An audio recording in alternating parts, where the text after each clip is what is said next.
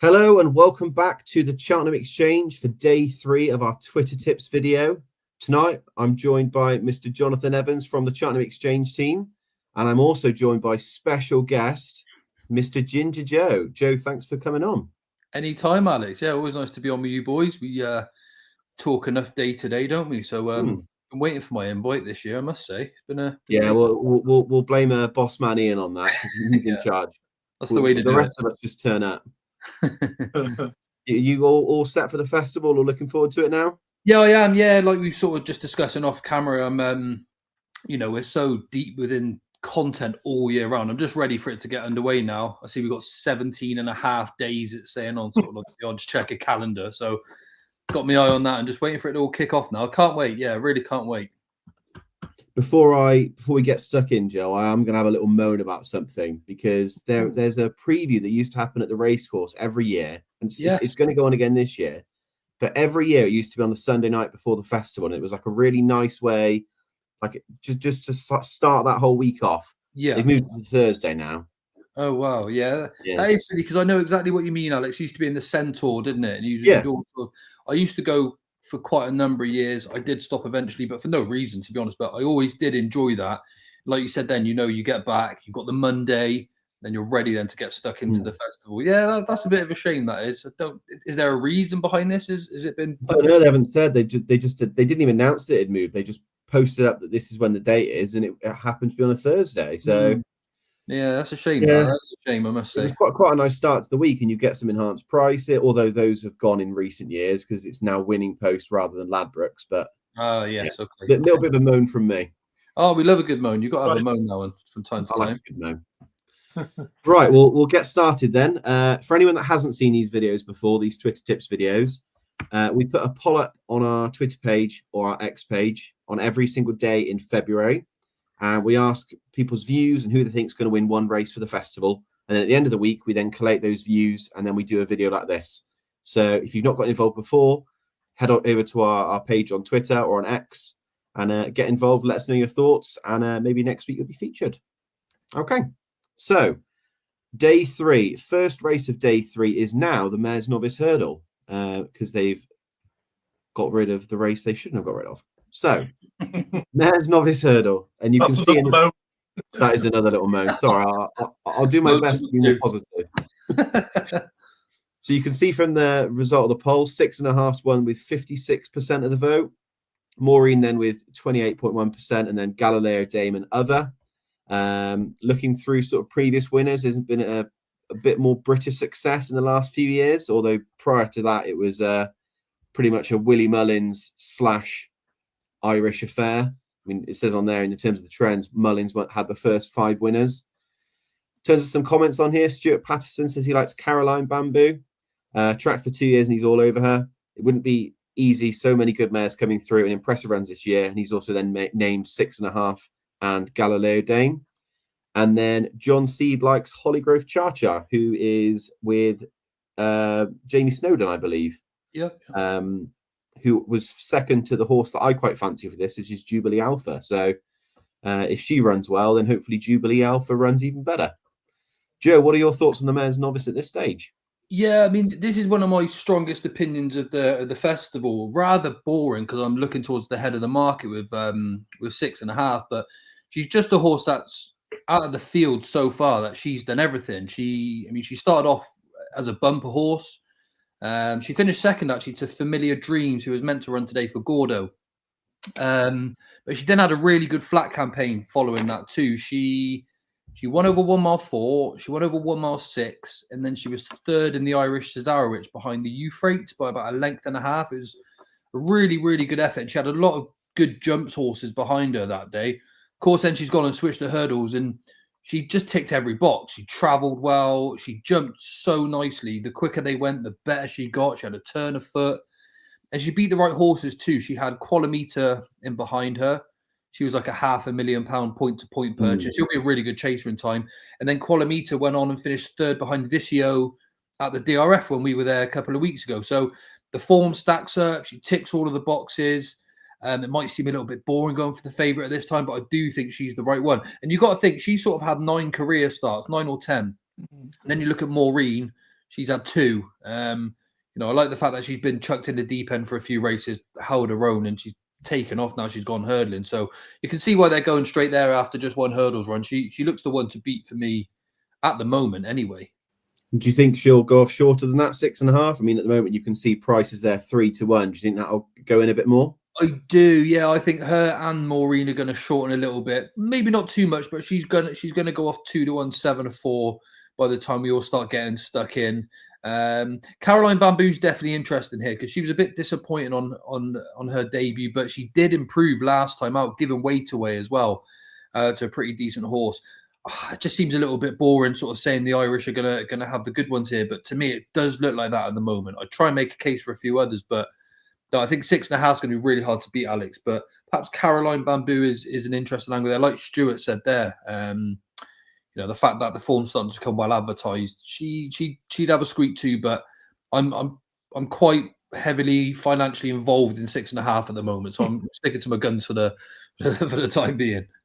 I'm assuming we're on a nicer price than the 3-1 that's currently on offer, Joe. I am. Yeah, I've got 9-1, and I've got 8-1.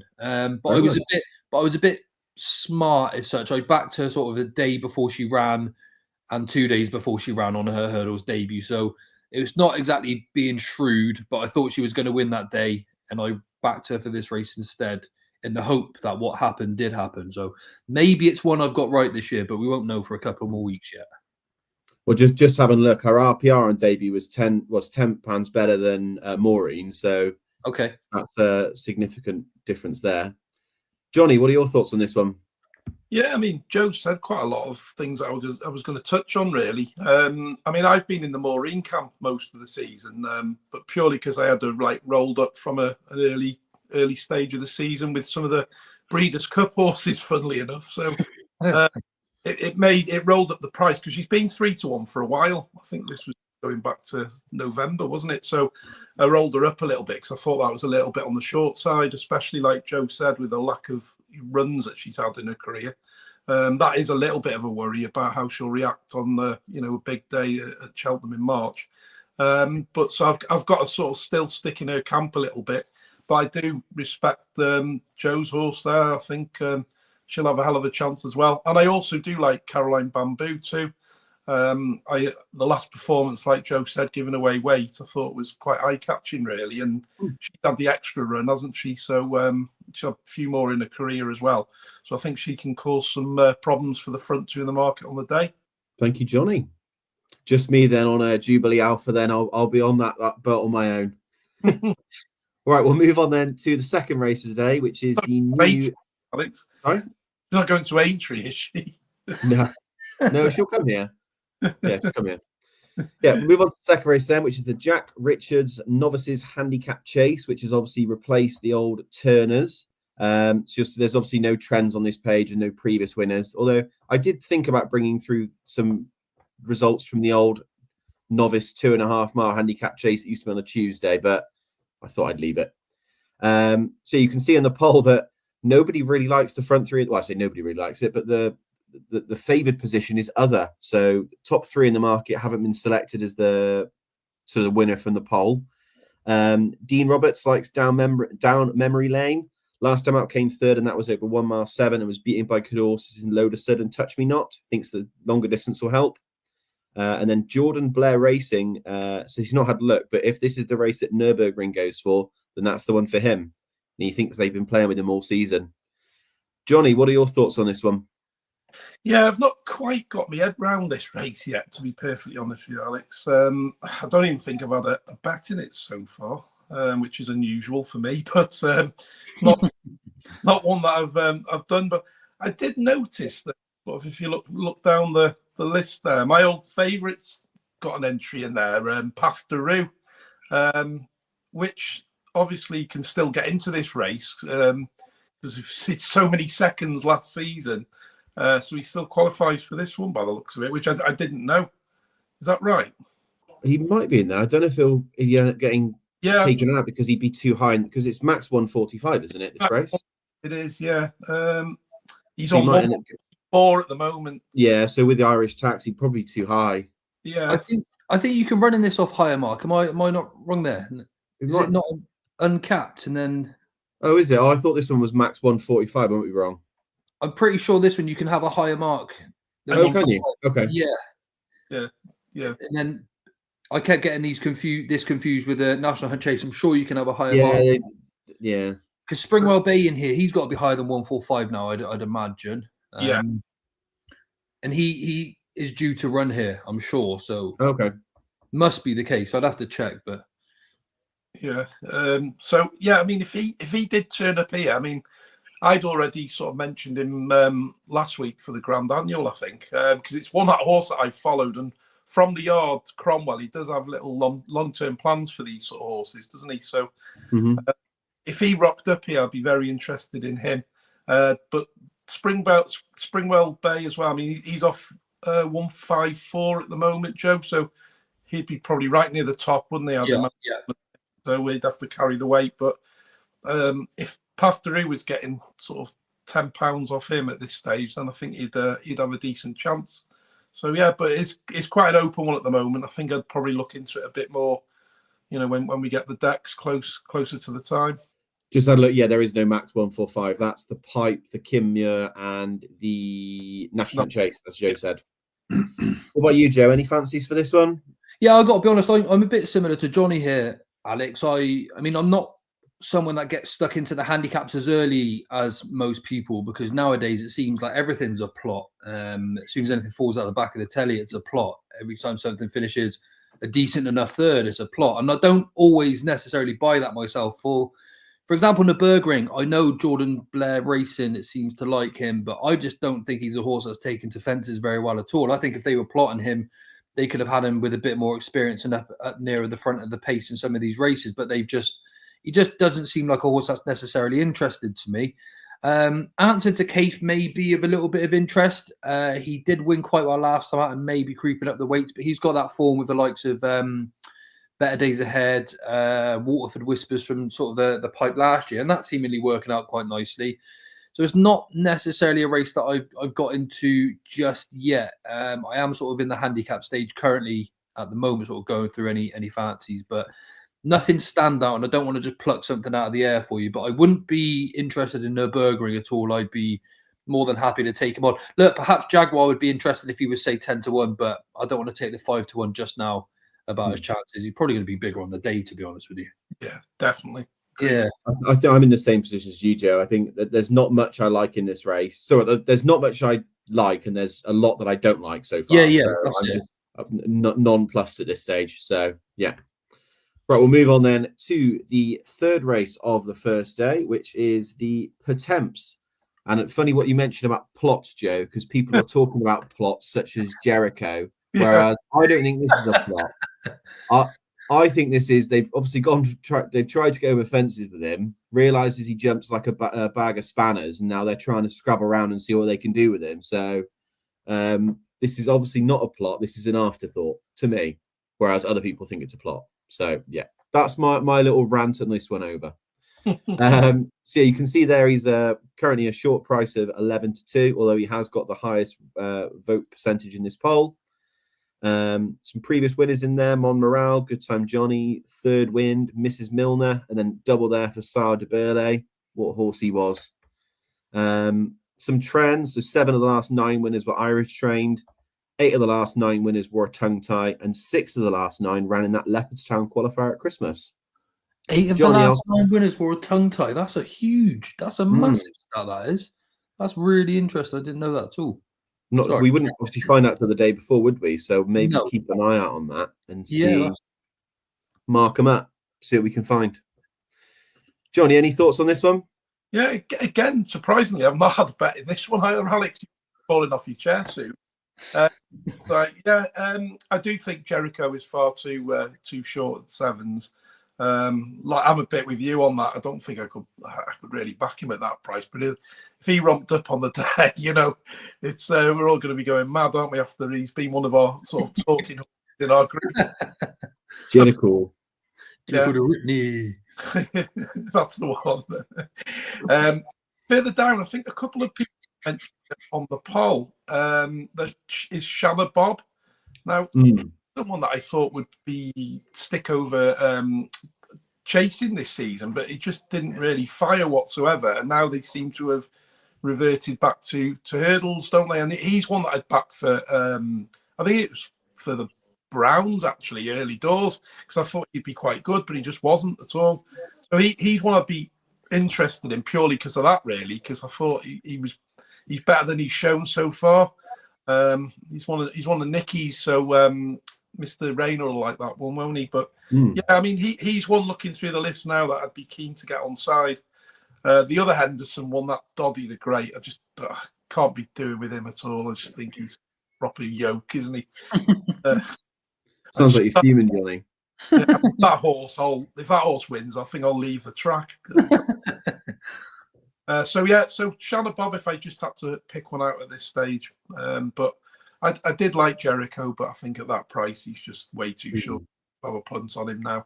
So then that's starting there that 6 of the last 9 winners ran in that Leopardstown qualifier at Christmas. The 4 that qualified that day are Win Some, Lose Some, who's 10s, Feet of a Dancer, who is 14s. Then it's What's Available and Corey Star, and those horses are bigger. What's Available is 25s. Corey Star, I can't even see. Oh, there we go, 33s. So 33s. If you want to follow some of the trends, maybe have a few quid on a couple of those, and then wait to see which ones get declared with the tongue tie.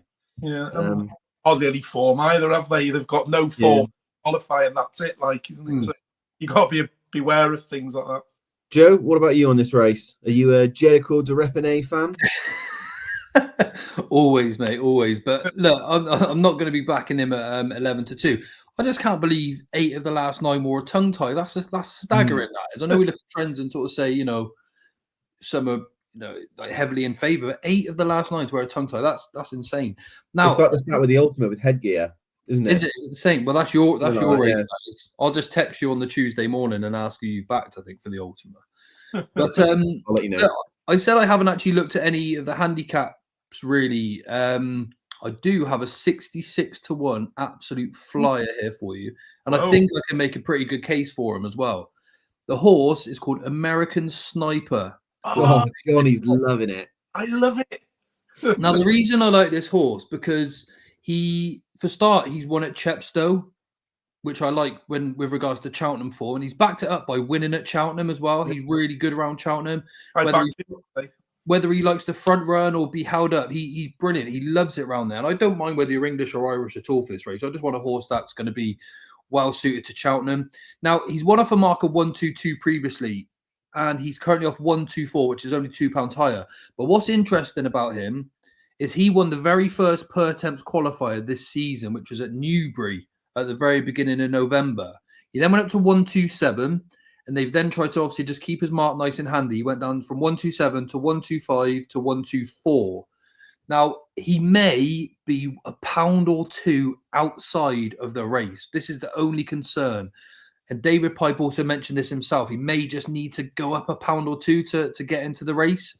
But he loves Cheltenham. He runs really nicely there all the time. But the fact that he won that Pertemps qualifier so early in the season gives them chance then to just wind him down, give him an easy season, and gear him up all the way to Cheltenham. One at Chepstow, one at Cheltenham. 124 is definitely not beyond him. I just think he's been laid out for this race. I just think the 66-1, if you want to swipe at something, is massive.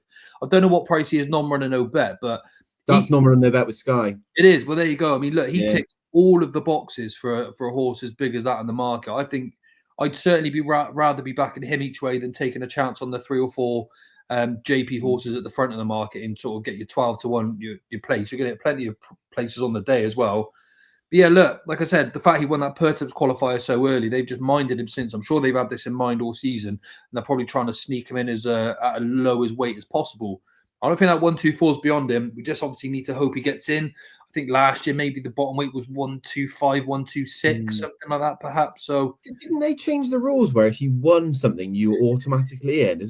Or is that only if you're in? See, this is the only slight quibble. I maybe should have checked this out, because a win qualifies you for the race, but I don't know if there's a bottom mark for it at the same time, which is the only sort of nagging concern in my brain. Because now, if you're second, third, or fourth, you don't automatically qualify unless you're in the handicap marks when they're announced. But I just think at 66-1, like, it's easy to see why he's been overlooked. He doesn't run in attractive colours. He's not with a big stable, but like I said, Chepstow form. He won at Cheltenham. He loves Cheltenham. He won that Pertemps qualifier nice and early in the season. They minded him since. Oh, I just think he's going to love it, sort of thing. I don't think he's going to be too far away if he gets in off this mark. I'm having a Here we go. are, Joe. This is what the statement says. From Yeah. 2025, the race conditions will be altered to provide a guaranteed run in the Pertemps final for all winners of series qualifiers, provided they are within the weights at declaration stage. Right. Okay. So yeah. So I guess it depends on who the top weight is to see whether Yes. he's within the weights then. Yeah. Can't even think sort of who that would be at the moment. The Wall Park, if he ran, would he be top weight? Maybe. Maybe not. Actually, he's got to be 150s. That's interesting. But I'd seriously have your eye on him. And look, if you want to back him now, I want to make sure you're going to get 66 to 1. That non-runner no bet. I think blimmin' attractive. I do, lads, personally. Gonna get The Walcott was 152 last time he raced at Yeah. Ascot. He was fourth that day, so fine. He might have was got he a within pound or 28 two. pounds of that. Yeah. That's 152. 124. 32. Oh, so he's right on the mark then, isn't he? Because he's off one American Snipers 124 as well. So Or no, it'd be 26 pounds because he'd be 11.10. So it'd be 24 pounds you need to be within. okay, So if he fine. doesn't run, it depends who else is then top weight, doesn't it? Oh god, that's so close. But look, the fact that non-runner money backs there makes it a very valid option, I'd say. Definitely wouldn't want to back him perhaps without that then at this stage. But for a horse that ticks all the boxes for in my eyes anyway, I just think he's a price.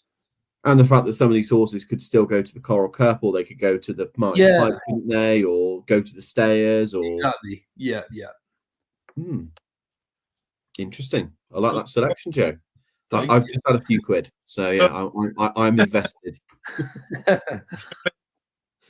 Right, after that 66 to 1 tip from Joe in this race, we'll move on to the next race where Joe's also got a 66 to 1 tip in the Ryanair Chase. So you can see it here. Factor File's got the highest percentage of the vote, 62.3%. Currently, it's best price of 7 to 4 that's on Paddy Power anti-post. All these prices on here are anti-post prices as of about an hour ago. So if you say the price is wrong, the price was right when I screenshotted it. A previous winner, Protectorat, who part of your show, Jamie Wren, was very keen on last year, wasn't he, Joe? Yeah, absolutely. And the Hoof Puncher said he'll go back to back. Mike Edwards says another Jamie Wren horse, Jungle Boogie, will shock us all. And Gareth Barker said he's shocked at the results of the poll, even though he did pick Factor File. So, and another comment from Kane says it's got potential to be one of the most exciting races of the week this year. And I can see that as well. I mean, you can make a case for probably 10 horses in this field, couldn't you? Like that, it could spring a surprise. Like there's a lot of horses like Envoy Allen or so. They'll probably win 1 in every 6 races, won't they? And it's just whose turn it is, really. Unless obviously the class horse comes here. What are your thoughts on this one, Johnny? Yeah, I mean, are we presuming that Factor Foul does come here now? I think he will. That pretty much a given, or is it? I mean, is it still open? I'm not sure. I mean, if he does come here, he's obviously is going to be the one to beat, isn't he? Despite how short he is. Again, it's ground dependent. I'd love Banbridge. I'm a massive fan of Banbridge, and if the ground's right for him, then he's going to take some beating as well. I just think he's just showed this season how good he's been. I just think he'll be there or thereabouts. The only one that I've actually had a bet on so far is Spillane's Tower, which I backed quite a while ago at 16 to 1. So I'm sort of on the right side of him. I think he will definitely come here. But he's been off the track, hasn't he, now, for quite a while. Since the King George, I think, wasn't it? Yeah, last run. Where he just didn't seem to fire there. I don't know if that was too far for him there. I don't know. I think he is more of a 2.5 mile horse for me, to be fair. So I'd probably go Spillane's or Banbridge, depending on the ground at this moment in time. I mean, like you say, though, Alex, there's loads down the card there, the likes of Envoy Allen. I love him, don't I? He lights up at Cheltenham as well. He'll have every chance to be there or thereabouts. I know he unseated last time, which was unlike him, really. And then you've got, like you say, last year's winner, probably primed for this race. It's probably been the target all season. We'll have every chance also. But yeah, it's like you say, it's going to be a good race this year by the looks of things. Just looking through some of the stats there, you can see the last 11 winners were French bred. Other stats in here, 14 of the last 17 winners had been placed at the festival before. 17 of 20 of the last winners were top 3 in the betting. So top 3 in the betting plus French, that's Factor File and Ile Francais. So, well, French bred. And Joe, I know wouldn't say you're necessarily the biggest fan of Ile Francais, are you? No, not really. To be honest, he's clearly talented, isn't he? But I don't know. I've just never really taken to him. Sometimes you get horses like that, though, don't you? I don't like horses that are just sort of very one-dimensional. He just goes off in front, and if he lasts, he lasts, and if he doesn't, he just doesn't. It just doesn't interest me. I don't know why, Alex. I really can't tell you. I think all of the hype when he won the Cato Star last season, and everyone saying, "Oh, the time was this, the time was that." I just don't really buy into it. So perhaps I just turned into a little bit of a hater, perhaps maybe. But I mean, this would sort of be my. We've had a couple of moans today. This would be my moan, and it's a contradicting moan because I want 4 days of the Cheltenham Festival, but this is a race for me that just shouldn't happen.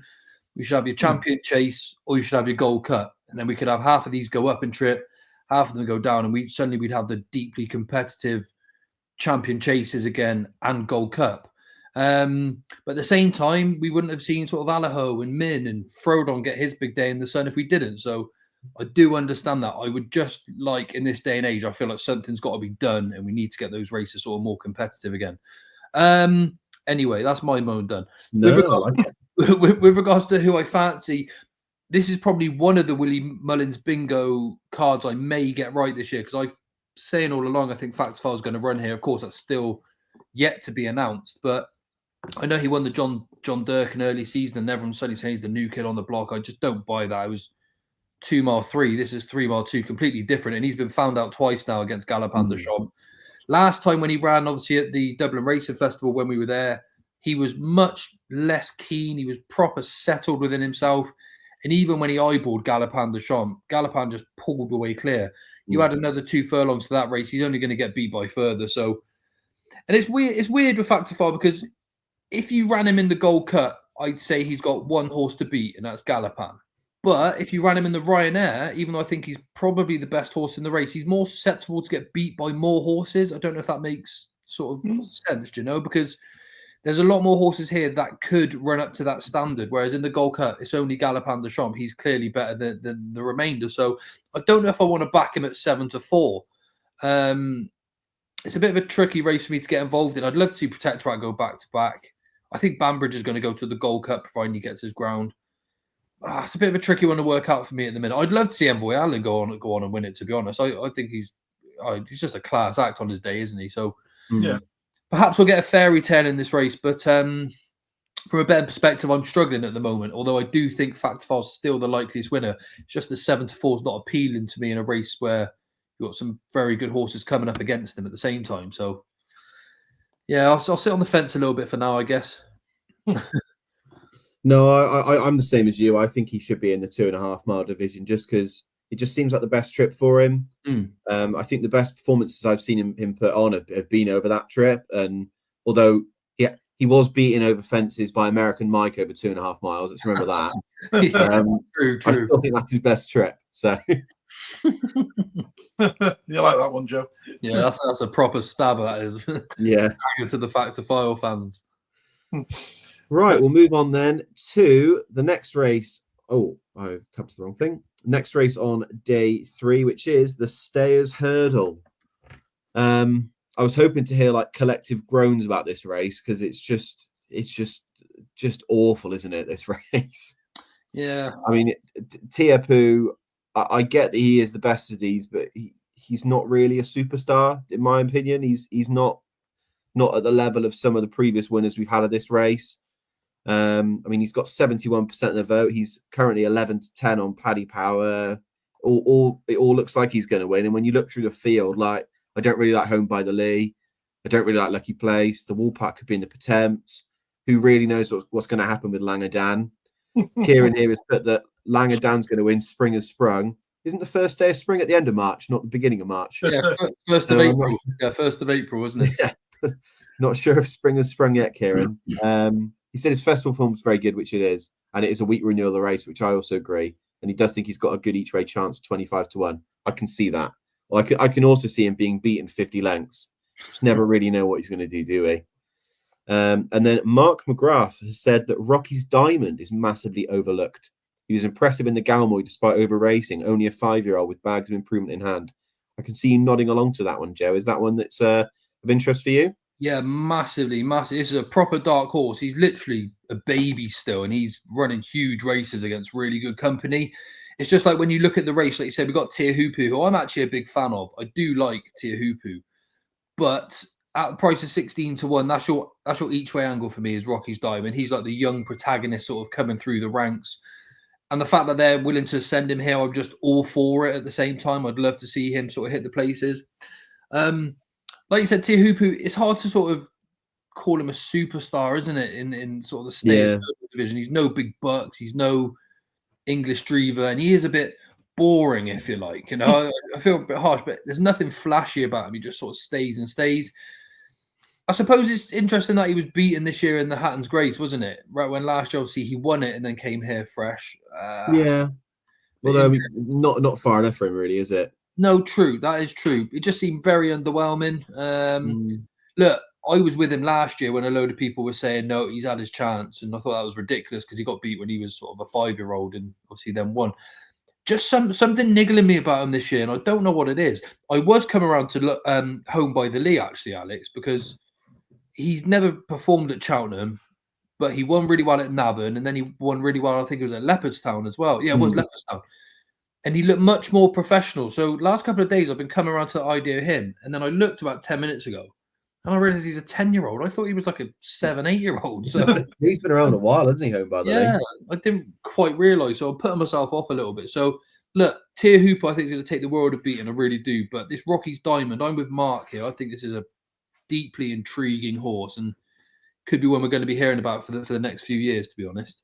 I was hoping that Stella Story would end up coming back over hurdles. That's what I was sort of hoping would end up happening, and then he'd be in this division just to give Tiupu some kind of competition, because it just looks dreadful. And when you consider the best of the English 3-mile hurdlers, he doesn't like going left-handed. So yeah, it's not a pretty picture, is it? Yeah, Johnny, what are your thoughts on this one? Stella Story has got an entry though, Alex. Yeah, he's not going to come here now, though, is he? You know, fences. I mean, I was one of those that Joe was talking about then that was against Tiapu last year. Totally couldn't have him at all, but he proved me wrong on the day. And yeah, I mean, he is rightful favourite, isn't he? You know, there's a lot of rogues in here, as we always say every year, isn't there? That you just can't seem to get right. It's a hard race to get right. I could see Langerdam winning. I mean, if you look at the ratings, he's actually second highest rated in the race, isn't he? After Tiapu. There's a few just behind him. I think he's 160 at the minute. There's a few 158s, 157s in there, including the likes of our old favourite Bob Ollinger. He's still lurking around in this division, isn't he? Just doesn't seem to quite get home over 3, does he? In these, no. He might be coming here, though. I've been told he might be coming here if he gets his ground, and then he's gonna apparently be going off to the American Grand National as his final swan song. So is he really? Yeah, which is he's not that old though, is he? No.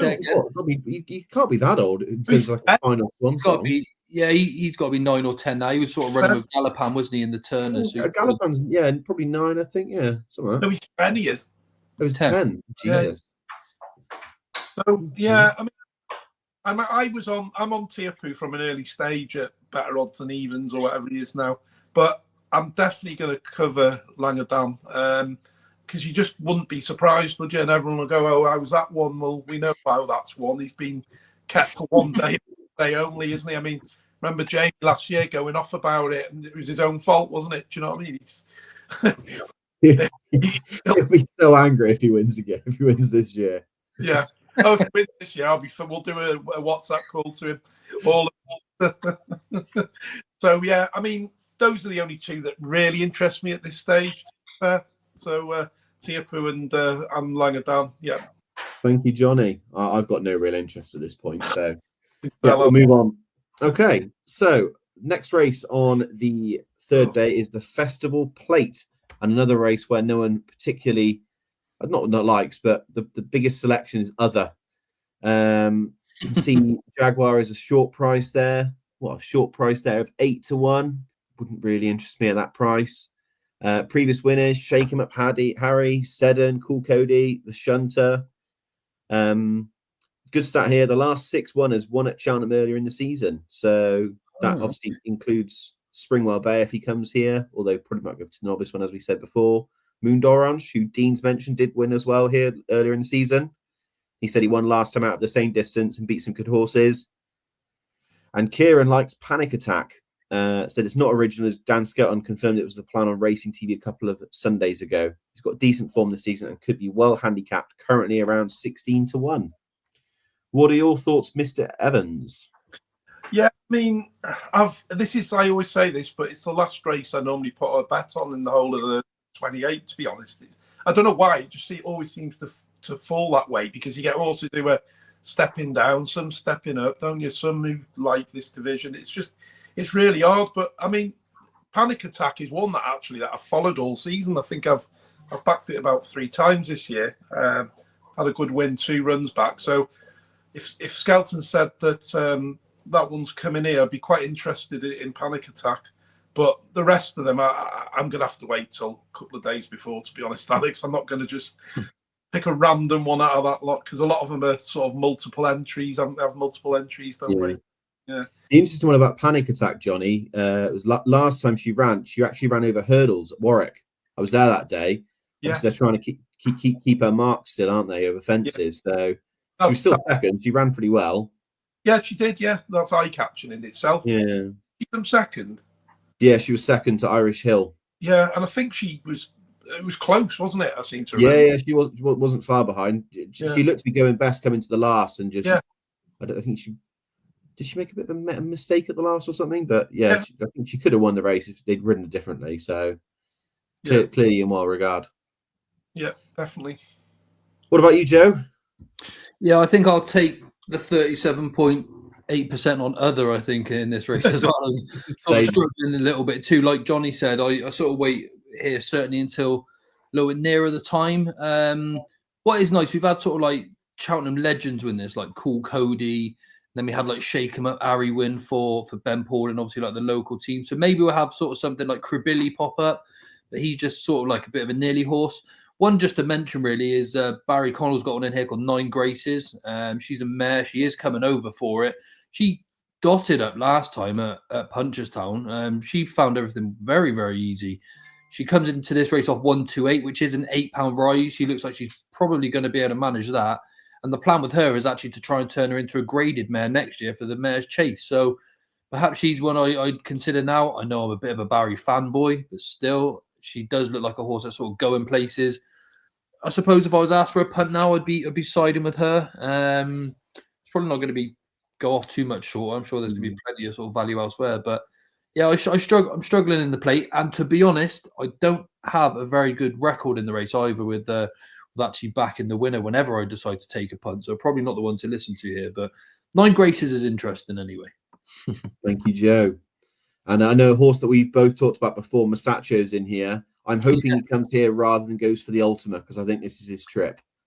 Yeah, this is surely much more his race as well, Alex, isn't it? Rather than a deep sort of hustly, bustly Ultima. So yeah, I agree. Yeah, I hope he comes here. But there was some talk that he might even skip the festival and go to Aintree. So okay. Yeah, we'll have to see. Right, we'll move on then to the final race of day 3, which is the Kim Muir. Can see on there, Sam Ajest has won the poll, 42.4%. Now is the hour, who is the favourite, I think, for the National Ryanair Chase, isn't he? Probably not going to run here. And then the second highest percentage vote was with other. Dean sums it up perfectly in the first four words that he said. Difficult race to pick. He has, however, found an eye catcher. Is it Cine Nominee? It's pronounced. Yeah, rated 133 over chase form. Won the Open Hunters Chase over a similar distance last year, and he also expects Whistle Stop Tour to be up there. Although I think Whistle Stop Tour with the Ultimate Bound personally. I'm hoping he's ultimate bound. Me too now, Alex. Yeah. Now you promised us he wins the race. Promised us. I didn't say, I've not promised. Yeah, so then looking through some of the stats, 2 of the last 22 winners won last time out, and only 2 of the last 12 favourites won. So ignore the favourites and back something that's got terrible form, basically, in this race. Johnny, what are your thoughts on this one? That's just knocked the one out that I was going to say then. Again, I've not had a bet in this race either. This Thursday's a really hard day, isn't it? Yeah. Gone on, the more it's sort of like, dawned on me that I'm really struggling on Thursday. Need to have a good Tuesday and Wednesday. Yeah, the one that drew to sort of my eye was that Mr. Vango. Again, I've followed him all season. He's won a couple of times. He's won the last 2 races actually, but I think he beat that I Will Do It at Haydock back in January by 3 lengths. I was on it that day. Excuse me. So he's one that's definitely sort of in my list of ones to do nearer the time. Not backed him yet, but I think he's about 12 to 1. I think he'll have every chance on the day. He's a decent horse, to be fair. He's improved sort of every run. The rest of them, I mean, we've got the old favourite Johnny Who in there, haven't we? Backed that a few times as well. That's finished 3rd the last 3 times. So that's probably more the ones that you're looking for, isn't it? Ones that have sort of not got the greatest form in the last few months. But yeah, I'd stick my neck out with Mr. Vango at this moment in time. Johnny, who you mentioned, I'd like to see him in the old, the not quite 4 miler. I think that's the race that'd be best suited for him. I did notice about Johnny Who, lads, that I don't know if there's anything in it because he jumps straight as a die, but all of his wins and his good performances have actually come right-handed. I don't know if that's anything, because it doesn't look like it's within his traits. Yeah, no, I agree. Yeah, there's nothing weird. obvious, is there, as to why he wouldn't handle it. At the same time, he has run some sort of piggy races going that way as well, but I know his better form does come that way round anyway. I mean, what's Elliot been doing with Favre de Champs as well? That's another one. Like had last year, didn't we? And it's just sort of he's off 144, isn't he? Yeah. So he'd probably be over, wouldn't he, with the tax? Yeah, it'd probably be in the short list. I mean, he's unless they bump him down because he's been crap. Yeah, well, that would be good. Yeah, he's hardly any form this season. He's another one that'd be on my short list definitely as well. How about you, Joe? Anything at all for this one? Yeah, if we sort of rewind back 5 minutes when I was talking about 9 Graces, I meant for the Kim Muir actually. So you might need to do some editing. No. But yeah, everything I said about 9 Graces. So I was with regards to the Kim Muir. The favourite here, Sam Majest. I don't like backing favourites in these handicaps whatsoever. I know they win, but I really fancied this fella for the National Hunt Chase. But it looks like Now Is the Hour is going that way, and I'm pretty sure that JP is bought Now Is the Hour. I can't confirm, but I know he was due to make a bid, and if he bids, he gets what he wants, doesn't he? So I like Sam Majest here, yeah, if he comes here. But as I said, a bit of a rewind, and 9 Graces is coming here as well, and she looks to be well handicapped. The thing with Sam Majest, you're going to get like Derek O'Connor or someone riding, so that's what you'd sort of like want to pay attention to, I guess, as well. So yeah, nothing sort of extra to add really there. One I might have a look at a bit of a price, a little each way on the day, is maybe Torn and Frayed. I think he's better over this 3 mile trip than the 2.5 miles he's been running at the last 2 times. I think he ran at Cheltenham the last 2 times over 2.5. And before that, he was at Warwick over 3 miles and won. Then obviously he's come down a couple of pounds since then.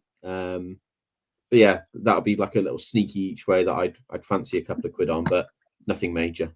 Any more guys? Not really, because I don't really know about the betting there, what's going to sort of turn up. But yeah, like I know the way you're thinking, didn't we win it last year? So again, I suppose that's what's sort of leading me towards Sam Majest, a sort of similar angle, bit of a plot. He did win last time though, so yeah, interesting. Tough race again, like Johnny said. I'll struggle here. On this Thursday, I've even just written it down, sort of as Johnny said. It's a difficult day. I'm going to play some multiples with the mares, novice, the Ryanair, and the stayers, and then I'll use these handicaps for some singles, obviously, and then maybe some multis elsewhere. But Thursday, you've got to look at those 3 races, haven't you? Really, for your yeah. Yeah.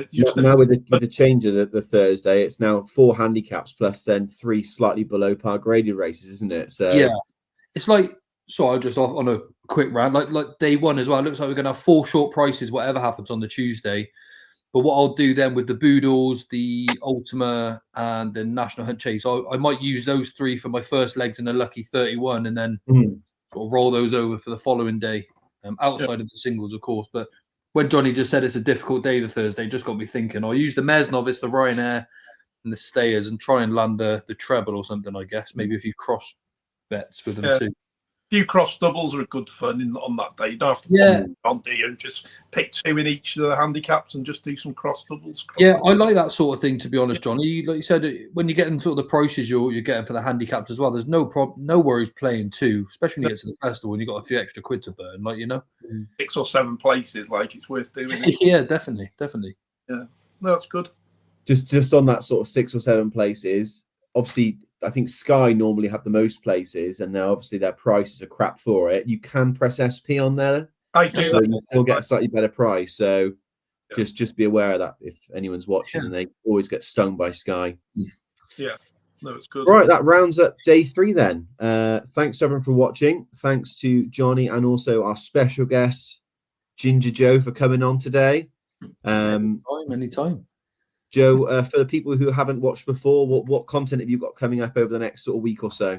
Yeah, sure. We're similar to you lads, and not the same with regards to the polls. This is a really good idea, to be honest with you. But we are going to do a day 1, day 2, day 3, and day 4 preview. And then we've got our festival preview with Gavin Lynch. And I've got my own golf show coming soon. A little bit of breaking news, which is quite cool. Just trying to roll out some content, enjoy the sport, enjoy interacting with everyone that comments, and most people anyway, we'll say. But just like you guys, really, just big fans of the Cheltenham Festival, and can't wait for it to all get underway now and get the banter flowing, Perfect. I'm sure we'll see you at either at the course, Joe, or maybe at the Plough one evening. You'll come and join us. Yeah. We'll go to the Plough and we'll have an Indian or something after, I'd say. Sounds great. Sounds perfect. Right, well, thanks everyone for watching. If you want to get involved in the polls, please do over on our page on Twitter /X, whatever you want to call it. Let us know your thoughts, and thanks very much for joining. Thanks all.